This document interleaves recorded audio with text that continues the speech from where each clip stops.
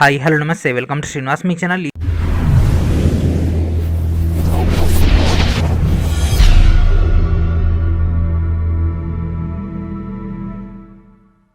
ఈ రోజు ఈ వీడియోలో మనం రైల్వే ఎగ్జామ్స్ ప్రిపరేషన్లో భాగంగా జనరల్ సైన్స్లోని ఎన్విరాన్మెంట్ యొక్క ఫైనల్ క్లాస్ అని డిస్కస్ చేద్దాం. Let's get into hour video. Already మనం ప్రీవియస్ వీడియోలోనే 190 క్వశ్చన్స్ డిస్కస్ చేసుకున్నాం కదా. ఈ రోజు మనం రిమైనింగ్ ఉన్నటువంటి క్వశ్చన్స్ అన్ని కూడా డీటెయిల్గా డిస్కస్ చేద్దాం. రైల్వే ఎగ్జామ్స్ యొక్క ప్రిపరేషన్లో భాగంగా ఎన్సీఆర్టీ యొక్క జనరల్ సైన్స్ సంబంధించినటువంటి స్పెషల్ కోర్స్ ఆల్రెడీ ఇవ్వడం జరిగింది friends. Physics, chemistry, biology, computers యొక్క టోటల్ డేటా అండ్ ఈ రోజు మనకి ఒక ఎన్విరాన్మెంట్ కూడా కంప్లీట్ అయిపోవడం జరుగుతుంది. ఇప్పటికీ ఒక కోర్సులో 180+ వీడియోస్ అని అందించడం జరిగింది కేవలం 149 రూపీస్కి. విత్ మీకు మాక్ టెస్ట్లు కూడా అందించడం జరుగుతుంది. అండ్ అదేవిధంగా డీటెయిల్గా మీకు ఈచ్ అండ్ ఎవ్రీ టాపిక్ వైజ్గా మీకు అక్కడ స్టడీ మెటీరియల్ కూడా అందుబాటులో ఉంది. అండ్ అదేవిధంగా ఎన్సీఆర్టీ బేస్ పైన ఇంగ్లీష్ మీడియం క్యాండిడేట్స్కి ఈచ్ అండ్ ఎవ్రీ సెగ్మెంట్ వైజ్గా కూడా మీకు అక్కడ ఇండివిజువల్ మీకు అక్కడ మెటీరియల్ అందుబాటులో ఉంది కాబట్టి వాటిని కూడా మీరు ప్రాపర్గా యూటిలైజ్ చేసుకోండి. ఓకేనా. సో మనకి ఇది 1 year వ్యాలిడిటీ ఉంటుంది. అండ్ ఈ రోజుతో ఈ యొక్క క్లాసు టోటల్ డేటా అంటే ఈ యొక్క జనరల్ సైన్స్ కోర్స్ అనేది ఫుల్ఫిల్ అయిపోతుంది. ఈ రోజు ఈవినింగ్ కల్లా మీకు మాక్ టెస్ట్లు కూడా add అవ్వబోతున్నాయి.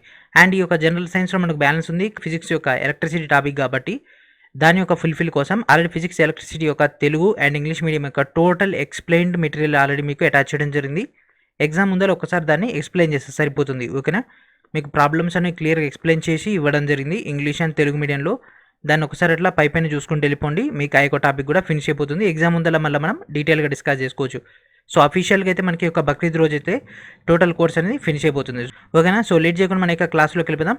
And first question, which of the following statement is true? ఈ కింద వాటిలో ఏ స్టేట్మెంట్ అనేది ట్రూ? సో చూడండి friends, global warming and climate change are 2 different issues. So రెండొకటే, గ్లోబల్ వార్మింగ్ అన్న క్లైమేట్ చేంజ్ అన్న వాతావరణ మార్పు అన్న గ్లోబల్ వార్మింగ్ అన్న ఒకటే. Global warming will reduce the ice formed in the glacier throughout the year. Yes. So వాతావరణంలో యొక్క గ్లోబల్ వార్మింగ్ వల్ల ఏమవుతుంది ఫ్రెండ్స్, హిమాలయాలు కరిగిపోవడం అండ్ అదేవిధంగా ఆర్క్టిక్లో ఉన్నటువంటి మంచు కూడా కరిగిపోవడం వల్ల సముద్ర మట్టం అనేది పెరుగుతుంది. సో సముద్ర మట్టం పెరిగితే భూతలం ఏదైతే ఉంటుందో అది తగ్గిపోతుంది. ఒక ల్యాండ్ ఏరియా కనుక తగ్గిపోయిందంటే దానిపైన ఉన్నటువంటి జీవజాతి మొత్తం కూడా నశించిపోయే అవకాశం ఉంటుంది. కాబట్టి option B is our answer. And ఇప్పుడు మనం wild life conservation and management యొక్క మెయిన్ డేటాను డిస్కస్ చేద్దాం. ఓకేనా. వైల్డ్ లైఫ్ శాంచురీస్ అండ్ అదేవిధంగా జంతు జాతులకు సంబంధించినటువంటి వాటి యొక్క రక్షణ అండ్ అదేవిధంగా వాటి యొక్క పరిరక్షణ గురించినటువంటి మెయిన్ డేటా ఉంటుంది. And first question, for the protection and conservation of endangered or rare species transporting from their natural habitat to other systematic areas. ఓకేనా. సో అవి నివసిస్తున్నటువంటి ప్రాంతం కాంచి వేరే ప్రాంతానికి వాటిని తరలించడాన్ని ఏమంటారు? అవి నివసిస్తున్నటువంటి ప్రాంతం కాంచి వేరే ప్రాంతాన్ని తీసుకెళ్తే దట్ ఈస్ ఎక్సిటు ప్రొటెక్షన్. ఓకేనా. ఎక్సిటు అంటే బయట రక్షణ, అంటే అవి నివసిస్తున్నటువంటి ప్రాంతాన్ని అక్కడి నుంచి వాటిని వేరే అంటే జూ పార్క్కి కానీ లేకపోతే ఒక ఎండేంజర్డ్ ఏరియా వీటిని ఒక ఏరియాకి తీసుకెళ్లేదాన్ని మనం ఎక్సిటు ప్రొటెక్షన్ అని అంటారు. ఒకవేళ ఇన్సిటు కనుక తీసుకున్నట్లయితే అది ఉన్నటువంటి ప్లేస్లోనే మనం ఒక కంటైన్మెంట్ జోన్ ఏర్పాటు చేసేసి దాంట్లోకి ఎవరిని కూడా ఎల్లో చేయనీయకుండా ఉండడం. ఓకేనా. ఇది ఇన్సిటు, ఇదేమో ఎక్సిటు, వాటిని బయటికి తీసుకురావడం. And next question, where did the Chipko movement begin? So Chipko movement అనేది ఎక్కడ జరిగింది? సో చిప్కో ఉద్యమం అనేది ఉత్తరాఖండ్లో జరిగింది. ఓకేనా. సో చిప్కో అనేది ఉత్తరాఖండ్లో జరిగింది. 1974లో జరిగింది. ఇది చెట్లు నరకడానికి వ్యతిరేకంగా జరిగింది. సుందర్లాల్ బహుగుణ దీంట్లో పార్టిసిపేట్ అవ్వడం జరిగింది కదా. ఓకేనా. And next, in which year was the project tiger, India's most famous wild life and conservation project launch to conserve the declining population of Indian tigers? ఓకేనా. భారత పులుల యొక్క సంరక్షణ కోసం ఏర్పాటు చేసినటువంటి చట్టం ఎప్పుడు రిలీజ్ చేయడం జరిగింది? 1973 భారత పులుల పరిరక్షణ చట్టం అనేది రిలీజ్ చేయడం జరిగింది 1973. చాలా ఇంపార్టెంట్. నెంబర్ ఆఫ్ టైమ్స్ ఎగ్జామ్లో వచ్చింది. స్టేట్ అండ్ సెంట్రల్ అన్నింటిలో కూడా ఇంపార్టెంట్ ఇది. The most accurate description of biosphere reserve area. So biosphere reserve area యొక్క యాక్యురేట్ డిస్క్రిప్షన్ ఏంటి friends? Study side of sustainable development. Biosphere reserve area means study side sustainable development. And next question, according to the Indian State of Forest Report in 2015, in terms of animal husbandry area dash the large forest area. ఓకేనా. So అక్కడ మనకు ఆ యొక్క area ఇవ్వడం జరిగింది కదా, that is Madhya Pradesh. So అత్యధికంగా ఉంది ఎక్కడ? మధ్యప్రదేశ్లోనే. అడవులు ఎక్కువగా ఎక్కడ ఉన్నాయి? మధ్యప్రదేశ్లో. ఇన్ 2015 యొక్క సెన్సస్ ప్రకారంగా, దట్ మీన్స్ 2015 యొక్క India state of forest report ప్రకారంగా మనకి యొక్క డేటా అయితే రావడం జరిగింది. When the project tiger was launched in India. So ఇండియాలో ఎప్పుడు ఈ యొక్క ప్రాజెక్ట్ టైగర్ని తీసుకురావడం జరిగింది? 1973. ఎప్పుడు ఫ్రెండ్స్? ఏప్రిల్ 1, 1973. సో ఏదైనా ప్రాజెక్ట్ స్టార్ట్ అవుతుందంటే ఆ ప్రాజెక్ట్ గురించినటువంటి కొంత బేసిక్ ఇన్స్ట్రక్షన్స్, ఎవరు స్టార్ట్ చేశారు, దాని యొక్క రీసెర్చ్ చేసింది ఎవరు, ఏ డేట్ని స్టార్ట్ చేశారు అండ్ అది దాని యొక్క ముఖ్య ఉద్దేశం, ఇట్లా 4 పాయింట్లు వచ్చినట్లయితే మనకు గ్యారంటీ స్కోర్ అనేది వస్తుంది. And next question, the first national wildlife genetics resource bank of India is inaugurated by. So same person base పైన ఇక్కడ అడిగింది కదా, that is doctor Harshvardhan. Doctor Harshvardhan దీన్ని అయితే లాంచ్ చేయడం జరిగింది. ఇనాగ్రేషన్ చేసింది ఎవరు? Doctor Harshvardhan. According to tiger census in 2014, tiger population in India. So ఇండియాలో ఉన్నటువంటి భారత పులుల యొక్క జనాభా ఎంత ఉంది? 2226. భారతదేశంలో ఉన్నటువంటి పులుల సంఖ్య 2014 ప్రకారంగా మనకు 2226. The area which is legally reserved by law in order to wild life in it's natural surroundings is called. So మనకి ఒక ఏరియాను ఉండేదాన్ని మనం పశుసంవర్ధకం. దట్ మీన్స్ ఏమంటారు ఫ్రెండ్స్, దాన్ని యానిమల్ హస్బెండరీ అని అనడం జరుగుతుంది. ఓకేనా, వన్యప్రాణుల కోసం రిజర్వ్ చేయబడినటువంటి ప్రాంతాన్ని మనం యానిమల్ హస్బెండరీ అని అంటాం. ఓకేనా, సో లీగల్గా వచ్చినటువంటిది. అండ్ దాని తర్వాత మనకు అందులో కంటైన్మెంట్ జోన్స్ అని ఉంటాయి. సో దాంట్లో మనుషులకైతే ఎలో ఉండదు. అట్లాంటివి మనకి ఏమొచ్చేస్తాయి, కంటైన్మెంట్ బయోస్పియర్స్ కానీ ఈ యొక్క స్పెషలైజ్డ్ అయినటువంటి ఏరియాస్ అనేవి ఉండడం జరుగుతుంది. And next natural energy. ఓకేనా, సో ఈ యొక్క భూమి పైన దొరుకుతున్నటువంటి ఎనర్జీ బేస్ పైన ఇక్కడ మనం డీటెయిల్గా డిస్కస్ చేద్దాం. Losses from most renewable energy sources are. So పునరుత్పాదక ఇంధన వనరుల నుంచి వచ్చేటటువంటి మెయిన్ ఇబ్బంది ఏంది, వాటిని ఎందుకు ఉపయోగించుకోలేకపోతున్నాం అంటే అన్స్టేబుల్ సప్లై. సో వీటికి కంటిన్యూగా మనకంటూ ఒక సప్లై అనేది లేదు. అంటే ఫర్ ఎగ్జాంపుల్ ఇప్పుడు మనం సోలార్ ప్యానెల్ తీసుకున్నాం అనుకో, ఉదయం తక్కువగా, మధ్యాహ్నం పీక్ స్టేజ్లో, సాయంత్రం ఇంకా నైట్కి అయితే అసలు ఉండదు, మళ్ళీ రేపు మార్నింగ్ ఇట్లా. సో ఎక్కడ కూడా మనకు ఇట్లా కంటిన్యూగా వస్తుందా, రావట్లేదు. అండ్ నెక్స్ట్ మనం ఉపయోగించేది విండ్. సో విండ్ కనుక తీసుకుంటే ఒక టైంలో హై విండ్ వస్తుంది, ఒక టైంలో లో విండ్ వస్తుంది. సో ఈ యొక్క హెచ్చు తగ్గులు ఉండడం జరిగింది. And next geo thermal energy. So geo thermal కానీ టైడల్ కానీ ఇవి కూడా మనకు ఆటుపోట్లనే ఉంటాయి. సో టైడల్ ఎనర్జీ కూడా గ్యారంటీగానే ఏమి ఉండదు. కాబట్టి ఇట్లా ఇవన్నీ కారణాల వల్లనే, అస్థిరమైనటువంటి సరఫరా ఉండడం వల్లనే దీంట్లో ఈ యొక్క మేజర్ ఇష్యూ అనేది రావడం వల్లనే అందుకే వీటిని అనుకరించలేకపోతున్నాం. ఓకేనా, identify the example of A traditional source of energy. కింద వాటిలో ఏది ట్రెడిషనల్ సోర్స్ అంటే సాంప్రదాయకమైనటువంటి శక్తి వనరు ఏంటిది? న్యాచురల్ గ్యాస్, సహజవాయువు. ఓకేనా, సహజవాయువు పెట్రోలియం క్రూడ్ ఆయిల్ నుంచి వస్తుంది కదా. Sources of energy that have been stored in the nature for a long time and when exhausted cannot be quickly replaced. ఓకేనా, ఈ కింద వాటిలో ఇది ప్రకృతిలో చాలా కాలం నిల్వ చేయబడి ఉంటుంది. అయితే అవి కనుక అయిపోయిందంటే మళ్ళీ త్వరగా సృష్టించలేనటువంటి ఏంటి అవి non renewable sources of energy. అంటే ఇప్పుడు క్రూడ్ ఆయిల్ ఉంది, ఆ యొక్క క్రూడ్ ఆయిల్ని మళ్ళీ మనం సృష్టించాలంటే కొన్ని వేల సంవత్సరాలు ఆగాలి. ఓకేనా, సో క్రూడ్ ఆయిల్ కానీ పెట్రోలియం కానీ అండ్ అదేవిధంగా మనకి ఒక అదర్ ఎలిమెంట్స్ ఏదైతే ఉంటాయో అవన్నీ కూడా ఇదే ప్రాసెస్ కిందకి వస్తాయి. Shaktisthal is a solar power park recently inaugurated in which of the following state. ఓకేనా, ఈ కింద వాటిలో ఏ స్టేట్లో మనకి ఒక శక్తిస్థల్ అనేటటువంటి సౌర విద్యుత్ పార్క్ అనేది ఓపెన్ చేయడం జరిగింది. ఎక్కడ ఫ్రెండ్స్? కర్ణాటక. ఎక్కడ? కర్ణాటకలో ఓపెన్ చేయడం జరిగింది. And next question, which of the following is not a renewable source of energy. కింద వాటిలో ఏది రెన్యూబుల్ అంటే పునరుత్పాదకమైనటువంటిది కాదు? ఏది? కోల్, బొగ్గు. మిగిలిన మూడు కూడా మనకు మార్నింగ్ నుంచి వస్తూనే ఉంటాయి. And next question, which of the following is not A source of the renewable energy. ఓకేనా, ఈ కింద వాటిలో ఏది రెన్యూబుల్ ఎనర్జీ కాదు? ఓకేనా, ఏది ఫ్రెండ్స్ చెప్పండి. సేమ్ క్వశ్చన్ మళ్ళీ రిపీట్ అయింది అంతే. Option D is our answer. Which of the following is not a renewable energy in the natural sources. ఈ కింద వాటిలో ఏది రెన్యూబుల్ ఎనర్జీ కాదు? మళ్ళీ అదే తీసుకొచ్చిండు, కొద్దిగా ఆప్షన్స్ని చేంజ్ చేసేసిండు. ఏంటిది? ఫాజిల్ ఫ్యూయల్స్, శిలాజ ఇంధనాలు. అంటే పెట్రోలియం కానీ క్రూడ్ ఆయిల్ కానీ ఇదంతా కూడా వీటి కిందకి వస్తుంది. విండ్, సోలార్ అండ్ అదేవిధంగా టైడల్ కనుక తీసుకుంటే రిపీట్ అయితేనే ఉంటాయి. What is another name for traditional source of energy. కింద వాటిలో సాంప్రదాయ వనరులకు సంబంధించినటువంటి మరొక పేరు ఏంటిది? Non renewable energy sources. Non renewable అంటే ఏంటిది? పునరుత్పత్తి చేయలేనటువంటి శక్తి వనరులు. ఓకేనా, మళ్ళీ పునరుత్పత్తి చేయలేనటువంటి శక్తి వనరులు. And next question, which of the following is not A source of renewable energy. ఈ కింద వాటిలో ఏది రెన్యూబుల్ ఎనర్జీ కాదు ఫ్రెండ్స్? అంటే మళ్ళీ పునరుత్పత్తి కానిది ఏంది? Fossil fuels. మిగిలిన మూడు కూడా పునరుత్పత్తి అయితేనే ఉంటాయి. సో ఇక్కడ మీరు చూస్తున్నారు కదా, విత్ ఆప్షన్స్ కూడా అవే ఇస్తున్నాడు. క్వశ్చన్లో ఏమాత్రం కూడా చేంజెస్ చేస్తలేడు. అంటే వాళ్ళ దగ్గర ఉన్నటువంటి డేటా కొద్దిదే కాబట్టి అయ్యే తిప్పి ఇస్తున్నాడు. ఓకేనా. And next question, which of the following is a renewable source. మళ్ళీ సేమ్ క్వశ్చన్గా ఫ్రెండ్స్, ఇక్కడ ఏది రెన్యూబుల్ అని అడిగిండు. ఏంటిది చెప్పండి, ఏదవుతుంది? ఎయిర్ అంటే ఇక్కడ లాజికల్ ఏంటిది? Wind energy. ఓకేనా, option D is our answer. Complete the following sentence with the most appropriate option. ఈ కింద వాటిలో మనకి ఇచ్చినటువంటి ఆప్షన్ని పరిపూర్ణంగా ఉపయోగించుకోండి. ఏంటిది? సౌరశక్తి dash generates more power than the wind energy. So solar శక్తి అనేది ఈ కింద వాటిలో ఎన్ని రెట్లు మనకి ఇక్కడ పౌన శక్తి కంటే ఎక్కువ ఇస్తుంది కొన్నిసార్లు మాత్రమే. ఓకేనా. సో కొన్నిసార్లు మాత్రమే, ఎందుకంటే మనకు ఆఫ్టర్నూన్ టైంలో పీక్ స్టేజ్కి వెళ్ళిపోతుంది. ఆఫ్టర్నూన్ టైంలో అంటే మనకు 10 to 3 ఈ యొక్క స్పాన్లో హై రేంజ్కి వెళ్ళిపోతుంది. అదే విండ్ కనుక తీసుకుంటే మనకి ఈ రేంజ్లోనే ఉంటుంది, తర్వాత పడిపోతుంది, అప్పుడు విండ్ ఎక్కువగా ఉంటుంది. ఇక్కడ చూసుకుంటే స్టార్టింగ్లో విండ్ ఎక్కువగా ఉంటుంది. సో ఈ మధ్యలో వెళ్తుంది విండ్, ఈ కింది సోలార్ అనుకుంటే సోలార్ ఇట్లా వెళ్ళిపోతుంది. ఓకేనా. సో సమ్ టైం మాత్రమే కదా, that's it. Which of the following is the single largest source of natural energy for human. So మనిషికి సంబంధించి ఈ కింద వాటిలో ఏది సహజమైనటువంటి ఏకైక అతిపెద్ద వనరు? సూర్యుడు. సూర్యుడి నుంచే మన శక్తి వచ్చేది, భూమి నుంచి రాదు. మొక్కల నుంచి, జంతువుల నుంచి కంటే ఎక్కువగా వచ్చేది మనకు డైరెక్ట్ సన్ నుంచే విటమిన్ డి అవన్నీ కూడా మనకు రావడం జరుగుతుంది కదా. అండ్ అదేవిధంగా మనం సోలార్ని కూడా ఉపయోగించుకుంటాం.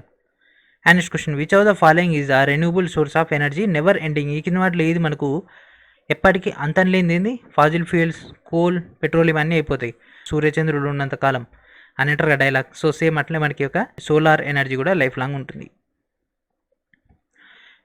Wear is solar energy obtain. So solar ఎనర్జీని ఎక్కడి నుంచి వస్తుంది?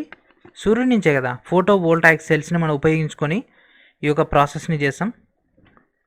And next question, which of the following reasons as the maximum wind energy potential. ఈ కింద వాటిలో ఎక్కడ మనకు విండ్ ఎనర్జీ అనేది అత్యధికంగా మనకు లభిస్తుందంటే పశ్చిమ కనుమలు అంటే కృష్ణా, గోదావరి జన్మించినటువంటి స్థానాలు ఉన్నాయి కదా, అక్కడి నుంచి మనకి ఎక్కువగా విండ్ అనేది అక్కడ ఇట్లా కర్వేచర్ అనేది ఉంటుంది. దానివల్ల విండ్ యొక్క స్పీడ్ ఎక్కువ అండ్ అదేవిధంగా రెగ్యులారిటీ కూడా ఎక్కువ, కాబట్టి అత్యధికంగా మనం ఎనర్జీని అక్కడి నుంచి గెయిన్ చేయొచ్చు. అండ్ ఇప్పుడు మనం వరల్డ్ హెరిటేజ్ సైట్స్. ఓకేనా. సో ఎగ్జామ్లో చాలా చాలా ఇంపార్టెంట్, ఇవన్నీ కూడా గ్రూప్ డి క్వశ్చన్సే. చాలామంది ఏమనుకుంటున్నారంటే ఎన్విరాన్మెంట్ వస్తుందా రాదా, వస్తుందేమో, వస్తే ఒక మార్క్ రావచ్చు, లేదు అంటే మనకు కంప్యూటర్ వస్తుందిలే, కంప్యూటర్ వస్తే ఒక మార్క్ వస్తుంది, అవసరం లేదు, ఫిజిక్స్, కెమిస్ట్రీ, బయాలజీ చదువుకుంటే అయిపోతుంది అనుకునే వాళ్ళ కోసమే స్పెషల్గా మనకు 1 వీక్ పోయినా పర్వాలేదని ఈ యొక్క వీడియోస్ తీసుకురావడం జరిగింది. ఇది చూశారు కదా, గ్రూప్ డీలో అడిగిండు, గ్రూప్ డీలో వచ్చినటువంటి క్వశ్చన్ ఇది. ఓకేనా. So first question, which of the following Indian cities was giving the status of the first world heritage city by UNESCO. So UNESCO ద్వారా గుర్తింపు పొందినటువంటి మొట్టమొదటి వారసత్వ నగరం ఏంటి friends?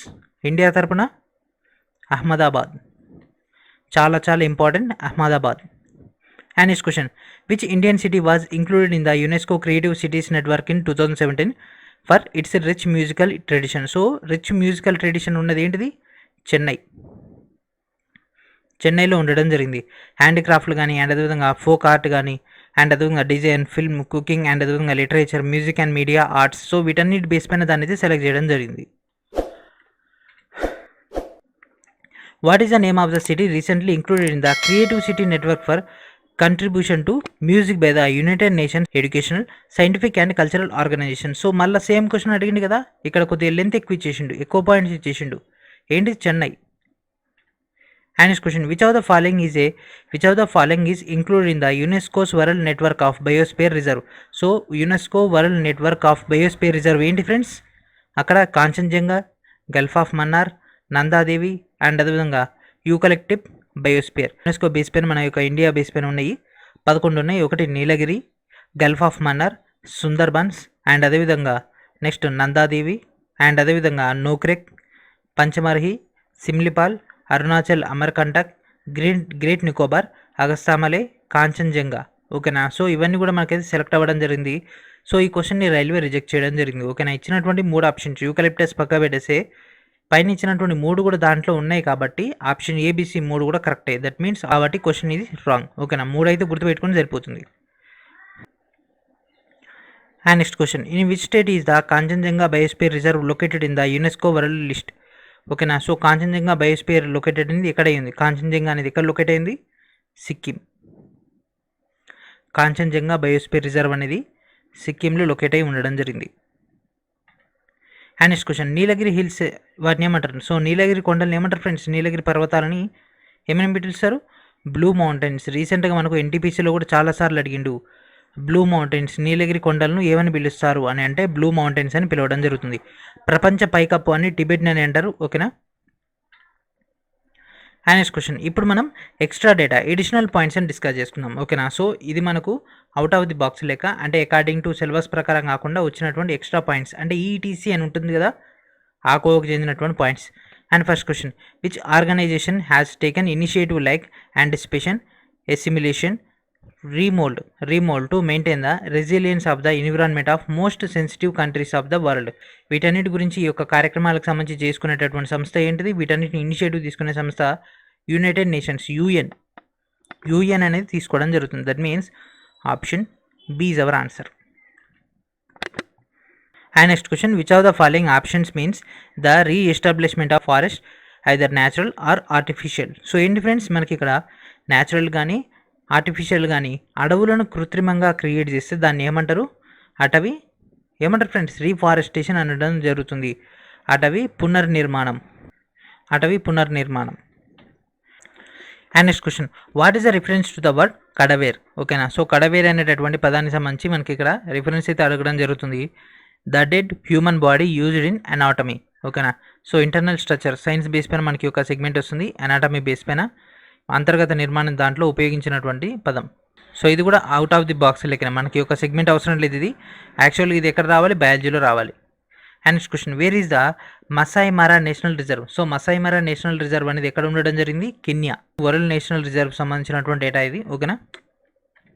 And next question, which of the following endangered animals give world best and most expensive wool? ఓకేనా. So అత్యధిక ఖరీదైనటువంటి ఉన్నతమైనటువంటి ఉనిని ఏది ఇస్తుంది? మనకు అక్కడ ఇచ్చినటువంటి ఆప్షన్ చూడండి ఫ్రెండ్స్, టిబెటన్ జింక. సో టిబెటన్ జింక దాన్ని మనం చిరు అని అంటాం. సో టిబెటన్ జింక అనేది మనకు అత్యుత్తమమైనటువంటి నాణ్యమైనటువంటి అండ్ అదేవిధంగా మనకు ఖరీదైనటువంటి ఉనిని ఇచ్చేది ఏంటిది? టిబెటన్ జింక. And next question, marine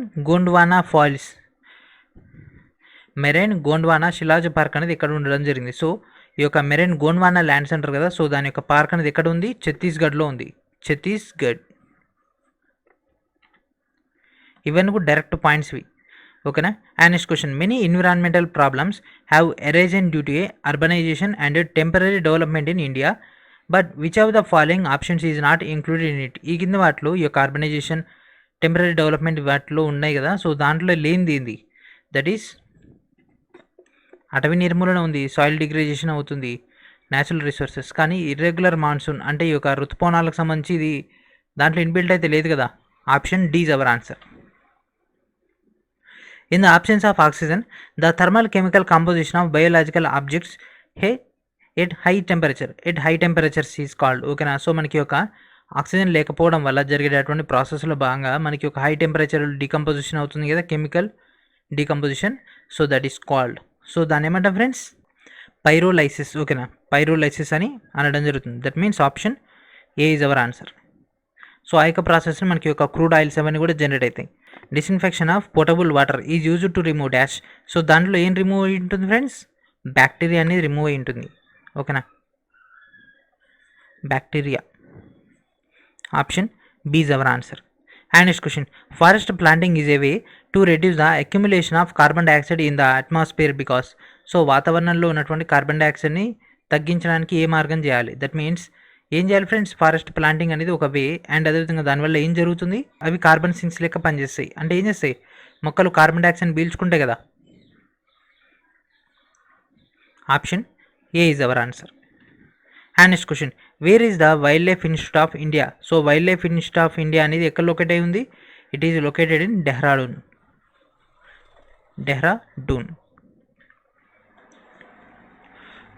Over 70% of the earth surface is surrounded by water. What percentage of the total amount of water on the earth is fresh water and accessible to direct human use? So ఈ కింద వాటిలో ఎంత శాతం నీరు అనేది మనకు direct తాగడానికి అందుబాటులో ఉంది అంటే దట్ ఈస్ లెస్ దెన్ 1%. ఎందుకంటే ఉన్నటువంటి దాంట్లో 70% నీరు అనేది మనకు సరౌండ్ అయి ఉన్నప్పటికీ 98% నీళ్లు మనకు సముద్రంలో ఉంటాయి, 2% మంచు రూపంలో ఉంటుంది, 1% మాత్రం మనకి ఇక్కడ అందుబాటులో ఉంటుంది. దాంట్లో కూడా కొద్ది మట్లు మళ్ళీ గ్రౌండ్ వాటర్ అయిపోతుంది కదా, బయటికి సరస్సుల్లో నదుల్లో ప్రవహించేది మాత్రం మనకు ఉపయోగపడుతుంది. Option C is our answer. Below is an assertion and reason. So ఈ కింద మనకు ఒక అసెర్షన్ అండ్ అదేవిధంగా రీజన్ ఇవ్వడం జరిగింది కదా. సో అసెర్షన్ చూడండి, and increase in carbon dioxide will cause polar ice to melt. ఓకేనా. సో కార్బన్ డైఆక్సైడ్ వాతావరణంలో ఇంక్రీజ్ అవ్వడం వల్ల పోలార్ ఐస్ అంటే మనకి ఒక ధృవాల్లో ఉండేటటువంటి మంచు అనేది కరుగుతుంది. Yes. Global temperature will increase. ఓకేనా. సో వాతావరణంలో ఉన్నటువంటి టెంపరేచర్ కూడా పెరుగుతుంది. సో రెండు కూడా కరెక్టే కాబట్టి ఒకదానికొకటి కరెక్టే కాబట్టి option C is our answer. రెండు కరెక్టే, ఒకదానికొకటి reason.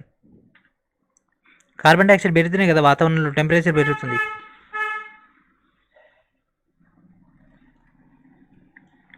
And next question, Bhopal gas tragedy occur due to which of the following gas. So ఈ క్వశ్చన్ నిన్నటి వీడియోలో వచ్చింది, మళ్ళీ ఇక్కడ కూడా వచ్చింది. That is MIC, methyl isocyanide. Methyl isocyanide. And next question, the process of converting wet waste into a manure is called. ఓకేనా. So తడి వ్యర్థాలను ఎరువుగా మార్చేటటువంటి ప్రక్రియను ఏమంటారు? కంపోస్టింగ్ చేస్తారు కదా. That means option D is our answer. So composting. ఇది రైల్వే NTPCలో అడిగినటువంటి question. The national air quality index has been determined on the basis of dash density of pollution. So pollution యొక్క ఏ డెన్సిటీ బేస్ పైన వాళ్ళు count చేస్తారంటే around 8 density. ఓకేనా. So దాంట్లో మనకు PM10, PM2.5, NO2, SO2, CO, O3, NH3 and PB ఇవన్నీ కూడా వాళ్ళు క్యాలిక్యులేషన్ అయితే చేయడం జరుగుతుంది. ఓకేనా. ఈ వీటి యొక్క సెంటర్స్ కనుక తీసుకుంటే ఆల్ ఓవర్ ద ఇండియాలో మనకు మేజర్గా హైదరాబాద్, బెంగళూరు, చెన్నై, అహ్మదాబాద్, ఫరీదాబాద్,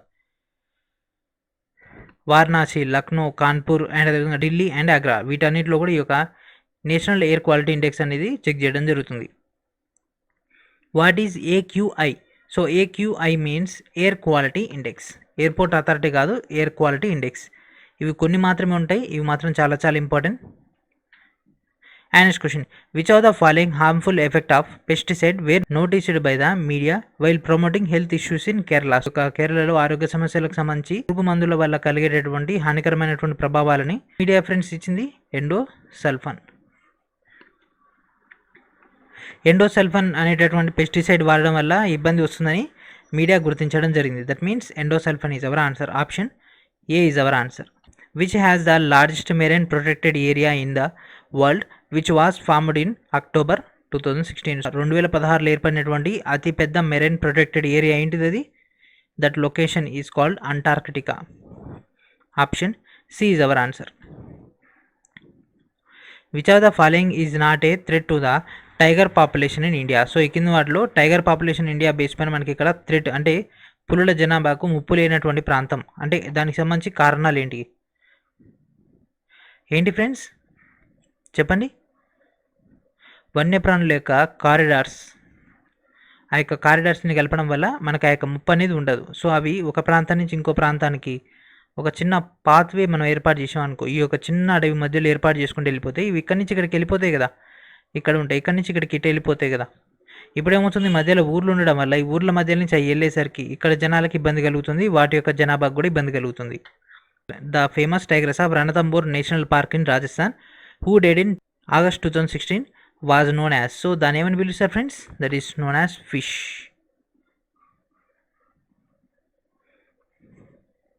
సీతా, సుందరి, ఫిష్ అండ్ అదేవిధంగా దుమ్రు.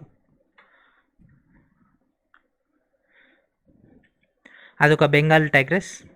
And next question, what is the full form of UNFCCC? UNFCCC దాని యొక్క ఫుల్ ఫామ్ ఏంటిది? United nations framework convention on climate change. Option A is our answer. Climate change convention కాదు, climate change. Where is the head quarter of UNFCCC located? So UNFCCC యొక్క head quarter ఎక్కడ locate అయింది? It is located in బాన్లో locate అయి ఉండడం జరిగింది. It is in Switzerland. And next question, which is the host country of world environment day 2018? So world environment day 2018 యొక్క host country అంటే దాని యొక్క ఆతిథ్య దేశం ఏంటిది? మన యొక్క ఇండియానే. Option D is our answer. Ending plastic pollution అనేది దీని యొక్క థీమ్. ఓకేనా. And next question, identify the protectionist and activist from Jharkhand who is one of the receptions of women transporting India 2014 award. So ఎవరికి రావడం జరిగింది ఫ్రెండ్స్? ఈ యొక్క award అనేది జమునా తుడుకు రావడం జరిగింది. సో ఇవన్నీ కూడా అప్పుడున్నటువంటి ఇంపార్టెంట్ అయినటువంటి సివీస్. ఓకేనా. సో మనకు 1 year బేస్ పైన మనకి ఒక అవార్డు అని 2017లో ఇచ్చింది కాబట్టి అప్పుడు మనకి ఇది కరెంట్ అఫైర్స్ బేస్ పైన రావడం జరిగింది. In a manufacture of rock garden in Chandigarh. So ఓకేనా. So rock garden in Chandigarh ఏంటి ఫ్రెండ్స్? దాని యొక్క మ్యానుఫ్యాక్చర్ ఎవరు?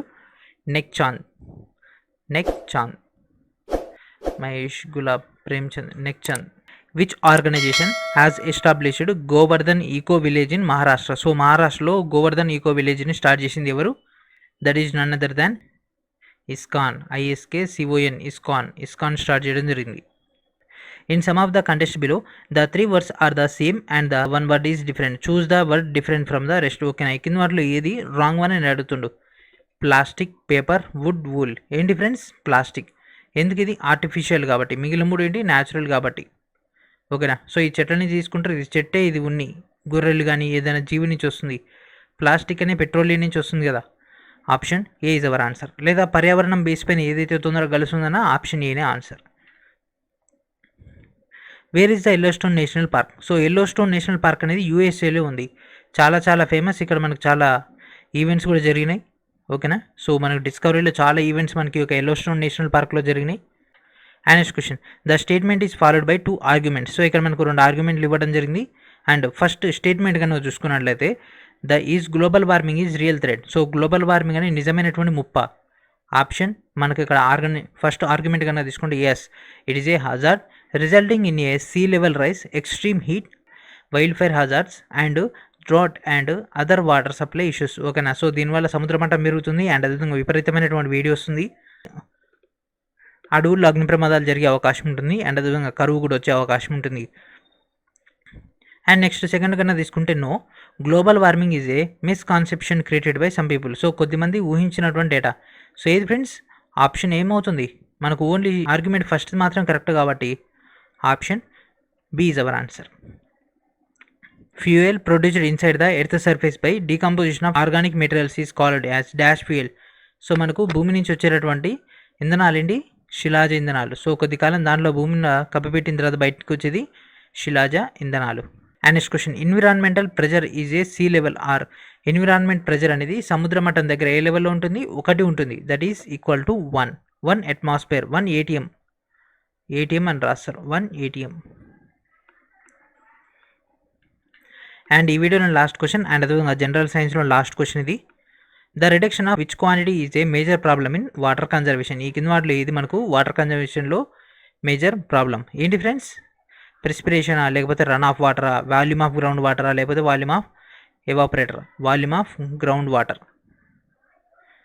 వాల్యూమ్ ఆఫ్ గ్రౌండ్ వాటర్ తగ్గించడమే మనకు నీటి పరీక్షణలో అతిపెద్ద సమస్య. ఇప్పుడు అందరూ బోర్లు వేస్తున్నారు కదా, దానివల్ల ఈ యొక్క ప్రభావం అనేది ఎక్కువ అవుతుంది. ఓకేనా. సో మనకి ఒక ఎన్విరాన్మెంట్ని సక్సెస్ఫుల్గా పూర్తయిపోయింది. అండ్ అదేవిధంగా thanks for watching all these videos. And ఈ యొక్క టోటల్ వీడియోస్ అన్నీ కూడా మన యొక్క కోర్సులో అందుబాటులో ఉన్నాయి. మీకు ఒకవేళ maths, reasoning, general science and అదేవిధంగా జీకే, సో ఈ యొక్క 4 టాపిక్లు కావాలంటే కేవలం 499 రూపీస్కి ఉన్నాయి. ఓన్లీ మీకు సైన్స్ అంటే physics, chemistry, biology, computer and environment, ఈ యొక్క 5 సబ్జెక్ట్స్ కావాలనుకుంటే మీకు 149 రూపీస్కి కోర్స్ అందుబాటులో ఉంది. వీడియో డిస్క్రిప్షన్లో ఉన్నటువంటి ఫస్ట్ లింక్ నుంచి మీరు యొక్క టోటల్ డేటాని గ్యాదర్ చేసుకోవచ్చు. ఆల్రెడీ మీకు కోర్సులో దీనికి సంబంధించినటువంటి పీడిఎఫ్, అంటే ఇప్పుడు మీకు డిస్ప్లే పైన కనిపిస్తున్నటువంటి పీడిఎఫ్ ఆల్రెడీ అటాచ్ చేయడం జరిగింది. వాటిని మీరు ఖచ్చితంగా డౌన్లోడ్ చేసుకొని వీటన్నిటిని కూడా బాగా ప్రిపేర్ అవ్వండి. మాక్ టెస్టులకు కూడా మీకు ఉపయోగపడడం జరుగుతుంది. ఈరోజు ఈవినింగ్ కానీ రేపు మార్నింగ్ కల్లా మీకు అన్ని మాక్ టెస్టులు కూడా అందుబాటులోకి రావడం జరుగుతుంది. ఎగ్జామ్కి ముందు మీకు ఎలక్ట్రిసిటీ యొక్క అప్డేషన్ అనేది ఇవ్వడం జరుగుతుంది. ఆల్రెడీ ఈరోజు మీకు మెటీరియల్ ఈ యొక్క క్లాస్ అయిపోగానే మీకు ఈ యొక్క క్లాస్తో పాటు ఆ యొక్క అటాచ్ కూడా పీడిఎఫ్స్ అని అటాచ్ చేసేస్తున్నాను ఎలక్ట్రిసిటీ టాపిక్లో. సో మీకు ఎలక్ట్రిసిటీ టాపిక్ 1లో మీకు ఆ యొక్క పీడిఎఫ్స్ అందుబాటులో ఉంటాయి. వాటిని డౌన్లోడ్ చేసుకోండి, ప్రిపేర్ అవ్వండి, మెరిట్ స్కోర్ సాధించండి. ఓకేనా. ఒక వీడియోని అందరూ కూడా షేర్ చేసేసి ప్రతి ఒక్కరు కూడా ఇంటిమేషన్ చేయండి. సో కోర్స్ ఎట్లా ఉంది, దాన్ని తీసుకోవడం వల్ల మీకు ఏ బెనిఫిట్స్ ఉన్నాయి అవన్నీ కూడా చెప్పి మీకు తెలిసిన వాళ్ళందరూ కూడా జాయిన్ చేయించండి. ఎందుకంటే మనకి so this is a final chance for getting the job in the railway. ఎందుకంటే నెక్స్ట్ మనకు సెట్ వస్తుంది. సో కామన్ ఎలిజిబిలిటీ టెస్ట్ వచ్చిందంటే ఎస్ఎస్సి వాళ్ళు, ఐబీపీఎస్ వాళ్ళు అందరూ కూడా పోటీ పడతారు. కాబట్టి మనకు ఎంత మెరిట్ వచ్చినా కూడా వాళ్ళతో పోటీ పడాలంటే కష్టం. ఎందుకంటే ఇప్పుడు డైరెక్ట్ ఆర్ఆర్బీ అంటే మనకు కొద్దిగా పేపర్ ఈజీగా వస్తుంది, కొద్దిగా బెనిఫిట్ కూడా ఉంటుంది. కాబట్టి దీనిపైన టార్గెట్ పెట్టండి. ఓకేనా. సో ఇది ఫ్రెండ్స్ ఈరోజు వీడియో. నెక్స్ట్ వీడియో మనకు డేటాతో కలుద్దాం. And thank for watching.